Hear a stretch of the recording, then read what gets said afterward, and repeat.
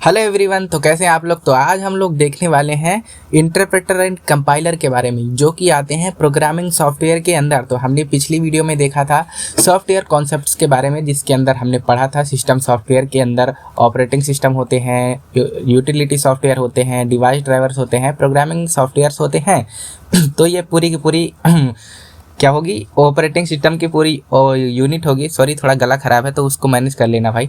तो utility software ये अगली वीडियो में मैं बताऊंगा। ये पूरी यूनिट है ऑपरेटिंग सिस्टम की, और यूटिलिटी सॉफ्टवेयर अगले वीडियो में आएगा। तो डिवाइस ड्राइवर्स मैंने कल बता दिया था। तो आज मैं बात करूँगा आपसे कि प्रोग्रामिंग सॉफ्टवेयर्स क्या होते हैं। ठीक है, प्रोग्रामिंग सॉफ्टवेयर आज हम पढ़ने वाले हैं। तो मुद्दा ही क्लियर होगा आपको कि हमको पढ़ना क्या है। तो चलिए वीडियो स्टार्ट करते हैं। तो हेलो एवरीवन, मैं हिमांशु, आप देख रहे हैं फोटोन बाबा। ठीक है, तो ये रहेंगे आज के नोट्स। तो मैं आपको इनको लिंक इसका डिस्क्रिप्शन में दे दूंगा, आप उसको ज़रूर से चेकआउट कर लेना। ठीक है, तो मैं ये नोट्स पढ़ने से पहले यहाँ के प्रोग्रामिंग सॉफ्टवेयर के अंदर और भी चीज़ें आती हैं, जैसे कि इसके बाद कंपाइलर आता है, इंटरप्रेटर आता है, और असेंबलर, डिबगर, ये सारी की सारी चीज़ें हम एक एक करके बात करेंगे। तो ये कंपाइलर और इंटरप्रेटर पढ़ाने से पहले मैं आपको एक छोटी सी कहानी बताना चाहूँगा। ठीक है, तो ध्यान से सुनना। ठीक है, तो पहले मैं प्रोग्रामिंग सॉफ्टवेयर बता देता हूँ, कहानी में बाद में बताऊंगा। ठीक है, तो देखो, जैसे कि ये प्रोग्रामिंग सॉफ्टवेयर क्या होते हैं कि एक कोडर होगा, एक प्रोग्रामर होगा, उसको कोई भी कोड लिखना रहेगा, टेस्टिंग करनी होगी, कहाँ पे एरर है, क्या करना है, कैसे आउटपुट निकालना है, ये सारी की सारी चीज़ें अगर करना है तो उसके लिए कुछ सॉफ्टवेयर की ज़रूरत पड़ेगी। तो वो जो सॉफ्टवेयर होते हैं उन्हीं को हम लोग प्रोग्रामिंग सॉफ्टवेयर्स बोलते हैं। समझ में आई बात। तो मैं एक बार इसकी डेफिनेशन भी पढ़ देता हूँ। Programming softwares is the type of software use to write, debug, test and execute program such as compiler, interpreter, assembler, debugger, ये सारी चीज़ें हम एक एक करके पढ़ेंगे। ठीक है, तो मैं अभी इंटरप्रेटर एंड कंपाइलर पढ़ाने से पहले आपको छोटी सी कहानी सुनाना चाहूँगा। जैसे कि आपका एक दोस्त है और आप हैं, आपको हिंदी आती है, और आपके दोस्त को आती है, मान लो इंग्लिश आती है, उसको हिंदी बिल्कुल भी नहीं आती है। वैसे तो आपका दोस्त ऐसा हो गया ही नहीं कि उसको इंग्लिश आती है और हिंदी नहीं आती। ठीक है, तो आपके पास एक बुक है, आपको उसको बताना है, पढ़ाना है कि वो समझ जाए वो बुक को, क्योंकि उसको हिंदी नहीं आती, आपको इंग्लिश नहीं आती। आपको इंग्लिश आती है बट आप उसको हिंदी नहीं आती, तो वो जो हिंदी वाली बुक है आपको उसको कहाँ करना पड़ेगा, इंग्लिश में करना पड़ेगा। समझ में आई बात। तो आप उसको पढ़ाएंगे, उसको थोड़ा टाइम लेंगे, बोलेंगे भाई तू रुक जा, मैं इसको पूरी की पूरी ट्रांसलेट करके तुमको दे दूँगा इंग्लिश के अंदर। ठीक है, मतलब जो कि बुक है आपकी वो हिंदी में है अभी, उसको मैं कर दूँगा इंग्लिश में, तो आपको पढ़ने में उसको सहायता मिल जाएगी। ठीक है, तो आप पूरी की पूरी बुक को पढ़ेंगे। आप पहले खुद ही पढ़ेंगे, उसके बाद उसको हिंदी से इंग्लिश में कन्वर्ट करेंगे। ठीक है, समझ में आई बात। तो यही होता है कंपाइलर। तो मैं अभी अब कंपाइलर को अभी और भी अच्छे से बताऊंगा। ठीक है, तो उसके बाद अगर आपको यहाँ पे अभी इंटरप्रेटर की बात करते हैं, मैं अभी पढ़ाऊँ एक बार और अच्छे से बताऊंगा आपको, लेकिन आप कहानी के जरिए समझने की कोशिश करिए। फिर आपका दोस्त है, आप बोले हैं कि आपको क्या करना है, आप उसको एक लाइन बाय लाइन पढ़ा रहे हैं। ठीक है, तो उसको पहली लाइन आपने हिंदी की पढ़ी, उसको इंग्लिश में समझा दिया। ठीक है, तो इसमें क्या हुआ, आपको कोई भी एक नई बुक तैयार करने की ज़रूरत नहीं पड़ी। आप ऐसे एक लाइन उसको समझाएंगे, उसको समझ में आए तो समझ में आए, नहीं तो आप फिर से बताएंगे। अगर उसको नहीं समझ में आए, गलती आ गई, अगर उसको समझ में आए तो फिर आप अगली लाइन ऐसे ही ट्रांसलेट करेंगे। तो यही होता है क्या, इंटरप्रेटर। अब मैं इसी स्टोरी का सहारा लेते हुए इन दोनों चीज़ों को बताऊंगा। जैसे कि अभी हमने देखा कंपाइलर, जैसे कि अभी आपने देखा होगा कि आपने पहले पूरी बुक पढ़ी, तो उसको ट्रांसलेट किया, उसके बाद आपको एक नई बुक बना दी और उसने पढ़ लिया। ठीक है, समझ में आई बात। तो यहाँ पे मैं अभी एक ये चार्ट बनाया हुआ है, आप देख लेना, आप देख लीजिए। ठीक है, यहाँ पे एक इसी तरह एक कोडर रहेगा। ठीक है, कोडर एक पूरा कोड लिखेगा अपनी भाषा में, हाई लेवल लैंग्वेज में, जैसे कि C++, पाइथन, ये सारी की सारी चीज़ों में कोड लिखेगा। आपने प्रोग्रामिंग लैंग्वेज के बारे में सुना ही होगा, थोड़ा बहुत तो जानकारी होगी। ठीक है, तो यहाँ पे फिर इसके बाद आता है बीच में कंपाइलर। ये सारा का सारा जो कोड प्रोग्रामर ने लिखा है उसको क्या करेगा, बदलेगा किस में, मशीन कोड में। मशीन कोड में क्यों बदलेगा, क्योंकि हमारा जो कंप्यूटर है वो सारी की सारी चीज़ें नहीं पढ़ पाता है, ABCD, ये सारी की सारी चीज़ें नहीं पढ़ पाता है। उसको खाली समझ में आता है 0 और 1, 0 और 1 के बारे में ही समझ में आता है, उसके अलावा उसे कुछ नहीं समझ में आता। समझ में आई बात। 0 और 1 को हम लोग क्या बोलते हैं, मशीन लैंग्वेज वाला कोड भी बोलते हैं, मशीन कोड भी बोलते हैं। तो समझ में आई बात। सोर्स कोड होगा वो एक कंपाइलर आएगा, कंपाइलर पूरी की पूरी वो जो ट्रांसलेट करेगा पूरे कोड को मशीन कोड में, ठीक है। फिर एक नई फाइल बना देगा, एग्जीक्यूटेबल फाइल बना देगा, ठीक है। जैसे कि अभी एक नई बुक बना दी थी, है ना, हिंदी से इंग्लिश करके एक नई बुक बना दी थी, उसी तरह ये कंपाइलर क्या करता है, एक नई फाइल बना देता है, एग्जीक्यूटेबल फाइल। इसको शॉर्ट फॉर्म में बोलते हैं EXE, इसका EXE, ठीक है। अगर कोई एरर रहेगा तो उसको कोड को हमको फिक्स करना रहेगा। अगर कोई भी एरर नहीं है, आप उसको रन करेंगे, फिर वो एग्जीक्यूटेबल फाइल बन जाएगी, तो आप उस एग्जीक्यूटेबल फाइल को रन करेंगे तो आपको आउटपुट दिख जाएगा। सिंपल सा फंडा है, समझ में आई बात। तो मैं एक बार आपको पढ़ा के देता हूँ, देखो। A compiler is a programming software that translate the entire source code into machine code at once so that computer can execute it, ठीक है। तो एक ही बार में पूरा का पूरा कोड वो पढ़ेगा, उसके बाद वो पूरा मशीन कोड में बदल देगा। समझ में आई बात। और इसके फीचर्स क्या होते हैं, translate whole program at once, सारी की सारी चीज़ें पढ़ के एक ही बार में ट्रांसलेट करता है, मैंने बताया। एग्जीक्यूशन फास्ट होगा क्योंकि वो एक ही बार में पूरा पढ़ेगा और तुरंत ही उसका मशीन कोड में बदल देगा, ठीक है। तो errors are shown down after compilation, जब पूरे की पूरी फाइल कंपाइल हो जाएगी उसके बाद आपको एरर दिखेगा कि कहाँ पे एरर है, आप ढूंढेंगे एक एक करके। तो इसमें थोड़ा जो एरर ढूंढने का मसला होता है वो थोड़ा मतलब डिफ़िकल्ट होता है, इसको ढूंढने में थोड़ा दिक्कत होती है, लेकिन इसका भी समाधान डेवलपर्स ने निकाल लिया डिबगर की सहायता से। डिबगर होता है, मैं आगे बताऊँगा आपको, ठीक है। समझ में बात। जनरेट्स एन एग्जीक्यूटेबल फाइल, जिसको हम EXE बोलते हैं, ठीक है। तो मैंने बताया कि यह एक EXE फाइल जनरेट करता है। उसके बाद ये कौन कौन सी लैंग्वेजेस होती हैं जो इंटरप्रेटर का यूज़ करती हैं, जैसे कि C लैंग्वेज हो गया, C++ हो गया, जावा हो गया थोड़ा थोड़ा, क्योंकि ये एक इंटरप्रेटर लैंग्वेज भी है जावा, ठीक है। समझ में आई बात। तो पूरा का पूरा प्रोग्राम एक बार में रीड करेगा, फिर उसको कंपाइल करके कहाँ कर देगा, मशीन कोड में। तो आपको मेरे ख्याल से ये इंटरप्रेटर के बारे में बहुत ही अच्छे से, मतलब कंपाइलर के बारे में बहुत ही अच्छे से समझ में आया होगा, ठीक है।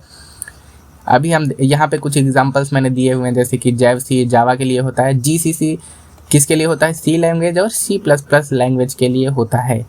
फिर इसके बाद हम बात करेंगे इंटरप्रेटर के बारे में। ये सारी चीज़ें मैं आपको अभी से क्यों बता रहा हूँ, क्योंकि अगर फ्यूचर में हमने C और C++ प्रोग्रामिंग सीखी तो आपको ये सारी की सारी चीज़ें पहले से पता होगा कि तो आपको आसानी होगी कि कैसे हमारा प्रोग्राम काम करता है, ठीक है। तो अभी मैं आपको इंटरप्रेटर के बारे में बता देता हूँ।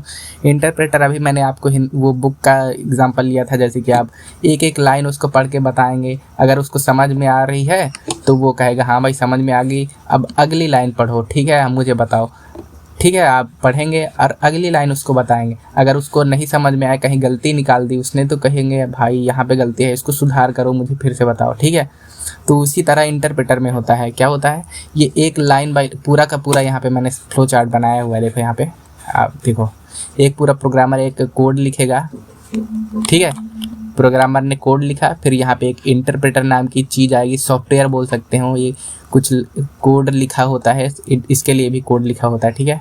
तो ये पूरा का पूरा इंटरप्रेटर क्या करेगा, वो एक लाइन बाय लाइन, तो मतलब आपने एक कोड लिखा, उसको इंटरप्रेटर ने क्या लाइन बाय लाइन एग्जीक्यूशन करेगा। जैसे कि आपने कोड को किया और आपके पास एक IDE है, IDE मतलब मैं आगे बात करूँगा IDE क्या होती है, आपने उसको रन किया, ठीक है। रन किया, उसने एक लाइन पढ़ी, पहली लाइन पढ़ी, अगर उसको गलती मिल गई पहली ही लाइन में, एक लाइन पढ़ने के बाद मतलब लाइन बाय लाइन पढ़ेगा, ठीक है। अगर उसको गलती मिल गई तो आपको कहेगा आप इसको सुधार करो, ठीक है। तो आप उसको सुधार करेंगे। अगर कोई भी एरर नहीं है तो वो फिर अगली लाइन को पढ़ेगा, मतलब अगली फाइल को, अगली लाइन को पढ़ेगा, फिर उसके बाद अगली लाइन पढ़ेगा, फिर उसके बाद फाइनल सारी लाइनें कंप्लीट हो जाएंगे तो आपको फाइनल आउटपुट दे देगा। और यहाँ पे ध्यान देने वाली बात क्या है कि यहाँ पे EXE फाइल नहीं बनती है, एग्जीक्यूटेबल फाइल नहीं बनती है, क्योंकि आप लाइन बाय लाइन उसको समझा रहे हैं तो उसको एक नई बुक की ज़रूरत पड़ेगी नहीं, जैसे कि हमने पिछली एग्जाम्पल में देखा था, ठीक है। समझ में आई बात। मेरे ख्याल से आपको इंटरप्रेटर और कंपाइलर में कोई भी दिक्कत नहीं होनी चाहिए, तो मैं आपको एक बार इसके नोट्स पढ़ के बता देता हूँ। N interpreter is a programming software that execute source code line by line and display errors immediately, ठीक है। जो अगर कोई भी एरर होगी तुरंत ही बता देगा, without creating an executable file, ठीक है। तो आपने अपने दोस्त को लाइन बाय लाइन पढ़ाया तो उसको बुक की ज़रूरत नहीं पड़ेगी, उसी तरह इसमें भी एग्जीक्यूटेबल फाइल की ज़रूरत नहीं पड़ती है। समझ में आई बात? तो अभी हम देख लेते हैं इसके फीचर्स क्या होते हैं। तो ये एग्जीक्यूट्स लाइन बाय लाइन, अगर लाइन बाय लाइन पढ़ेगा कोई आदमी तो उसको थोड़ा टाइम भी लगने वाला है, ठीक है। तो मैं अभी बता देता हूँ, एग्जीक्यूट्स लाइन बाय लाइन, तो यह लाइन बाय लाइन पढ़ता है। और उसके बाद एरर्स अपीयर इमीडिएटली, मतलब इसको डिबगिंग करने के लिए आसानी होती है कि तुरंत ही कोई लाइन में गड़बड़ी है तो आपको बता देगा कि हाँ भाई साहब यहाँ पे कोई लाइन गड़बड़ है, आप इसको सुधार करो, ठीक है। Slower execution compare to compiler, compiler क्या रहता है, पूरा प्रोग्राम एक बार में पढ़ता है और उसको एग्जीक्यूटेबल फाइल बना देता है। लेकिन ये क्या करता है, एक एक लाइन कोड पढ़ेगा तो भाई साहब कछुए जैसी चाल, लेकिन कछुए जैसी नहीं होती भाई, बहुत ही फास्ट होता है ये भी, ठीक है। लेकिन कंपाइलर के मुकाबले स्लो होता है। Does not generate an executable file, मैंने बता दी। Best for debugging and beginners, मतलब यहाँ पे क्या होता है, लाइन बाय लाइन हमको बता देगा एरर्स, तो हमको जो परेशानियां रहेंगी वो तुरंत ही पता चल जाएंगे, हम उसको दूर कर देंगे। और बिगिनर्स के लिए तो बहुत ही आसान है, क्योंकि पाइथन आपने सुना होगा प्रोग्रामिंग लैंग्वेज, कोई भी बताएगा कि पाइथन सबसे आसान है, आप उसको सीख लीजिए।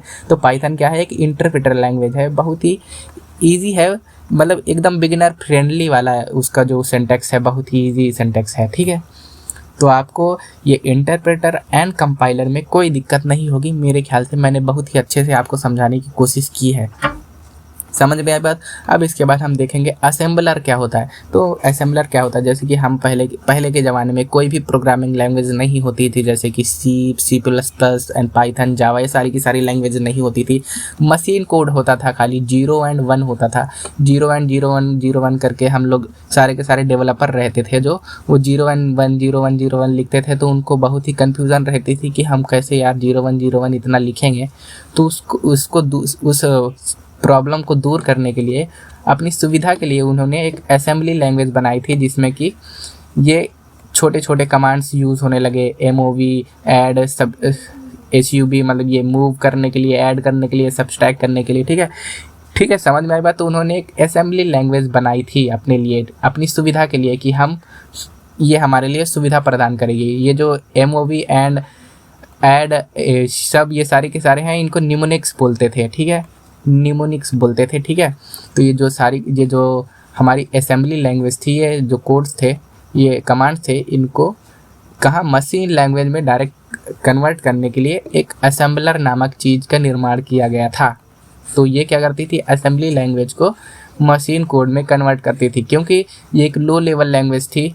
लो लेवल लैंग्वेज मतलब एकदम CPU के आसपास ही रहती थी, कंप्यूटर फ्रेंडली लैंग्वेज बोलते हैं जिसको। जब मैं आपको प्रोग्रामिंग लैंग्वेजेस के बारे में बताऊंगा तब आपको ये अच्छे से समझ में आएगा कि लो लेवल लैंग्वेज कौन सी होती है, हाई लेवल लैंग्वेज कौन सी होती है, तो आपको अच्छे से समझ में आ जाएगा, ठीक है। तो एक बार पढ़ लेते हैं। An assembler is a software that converts assembly language code into machine code. Machine code किसको बोलते हैं, 0 एंड 1 को बोलते हैं। So that the computer can execute it, मतलब कंप्यूटर आउटपुट दे देगा, कुछ काम करके देगा। एग्जीक्यूशन मतलब कुछ काम करके देगा, ठीक है। तो की फीचर्स क्या हैं, इनपुट, यहाँ पे इनपुट के तौर पर लेता है असेंबली लैंग्वेज के ये सारे के सारे कमांड्स लेता है, ठीक है। उसके बाद आउटपुट में हमको मशीन कोड देता है, 0 एंड 1 देता है। स्पीड बहुत ही फास्ट होती है, क्योंकि assembly language code already low level language होता है। लो लेवल लैंग्वेज मैं आगे बताऊंगा बाद में, ठीक है। यूजेस किसके लिए होते हैं, माइक्रो प्रोसेसर के लिए यूज़ होता है, और embedded system and hardware programming, ये जब मैं बताऊंगा कौन सी ऑपरेटिंग सिस्टम, तब आपको और भी अच्छे से समझ में आएगा, ठीक है। तो इसके कुछ एग्जाम्पल्स थे, तो आप पढ़ लेना, MASM, NASM, TASM। तो ये सारी की सारी चीज़ें आपको जानने की ज़रूरत नहीं है, मैंने एक्स्ट्रा नॉलेज दे दिया है। तो अभी हम बात करेंगे डीबगर के बारे में।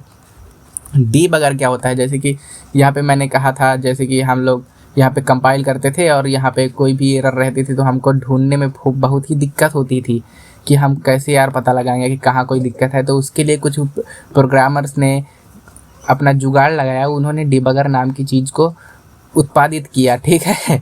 तो ये कुछ भी मतलब कोई भी गड़बड़ी को ढूंढने के लिए होता है, ठीक है। तो a debugger is a programming software used to fix and find and fix errors, जिनको हम बग्स भी बोलते हैं, in a program by executing it step by step. सारी की सारी लाइंस को पढ़ेगा ढूंढेगा, कहाँ पे कोई गलती है तो अब हमको बता देगा, हम उसको फिक्स कर देंगे। समझ गए बात डीबगर के बारे में। तो अभी हम देखेंगे IDE क्या होता है, इंटीग्रेटेड डेवलपमेंट एनवायरनमेंट।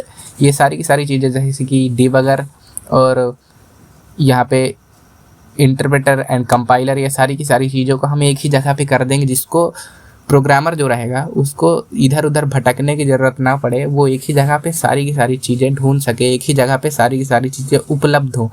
तो उसी को हम लोग IDE बोल देते हैं। इसका फुल फॉर्म होता है इंटीग्रेटेड डेवलपमेंट इन्वायरमेंट। एक पर्यावरण बना दिया जाता है डेवलपर के लिए कि वो उसको इधर उधर भटकने की ज़रूरत ना पड़े, यहीं पे आके सारा का सारा चीज़ें एक जगह पे वो ढूंढ सकें, मिल जाएगा उसको एक ही जगह पे चीज़ें। तो मैं पढ़ा देता हूँ एक बार इसको। It software that provides all programming tools like code editor, जहाँ पे हम कोड लिखते हैं उसको कोड एडिटर बोलते हैं, कंपाइलर इंटरप्रेटर मैंने बता दिया, एंड डिबगर जो कि ढूंढता है कमियां, ठीक है, in one place for easy and fast program development. हर चीज़ को फास्ट तरीके से करने के लिए सारी की सारी चीज़ें को एक जगह कंबाइन कर दिया जाता है, तो इसको IDE बोल देते हैं। कुछ फेमस वाले जो हैं IDE वो यहाँ पे दी हुई हैं। विजुअल स्टूडियो कोड, जिसको हम VS कोड भी बोलते हैं। पाइचाम, ये पाइथन के लिए इस्तेमाल होता है। इक्लिप्स होता है, एक एंड्रॉयड स्टूडियो होता है, जैसे कि यहाँ पे विजुअल स्टूडियो कोड कुछ इस तरह का दिखता है, ठीक है। मैंने खोल दिया बट खुला नहीं है, ठीक, खुल गया भाई।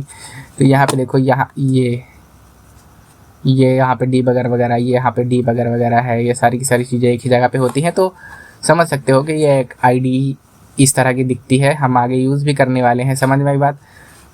ठीक है, समझ में आई? सारी की सारी चीज़ें आपको मेरे ख्याल से समझ में आ गई होंगी भाई साहब। मैंने बहुत ही अच्छे से समझाने की कोशिश की है। तो अगले वीडियो में हम देखेंगे क्या, ये यहाँ पे देखो, मैंने अभी यहाँ पे प्रोग्रामिंग सॉफ्टवेयर बता दिया है, डिवाइस ड्राइवर मैं बता चुका हूँ। तो अगली वीडियो में हम देखेंगे यूटिलिटी सॉफ्टवेयर क्या होते हैं। तो वीडियो मिस मत करना, आपको बहुत ही अच्छे से प्रैक्टिकल वे में मैं आपको दिखाऊंगा कि आपके विंडो में कौन कौन सी चीज़ें उपलब्ध हैं, आप देख सकते हो, ठीक है। तो वीडियो में सिर्फ इतना ही था। शायद आपको वीडियो पसंद आया होगा, लेकिन आप लाइक, सब्सक्राइब एंड कमेंट वगैरह करना मत भूलना भाई साहब, ठीक है।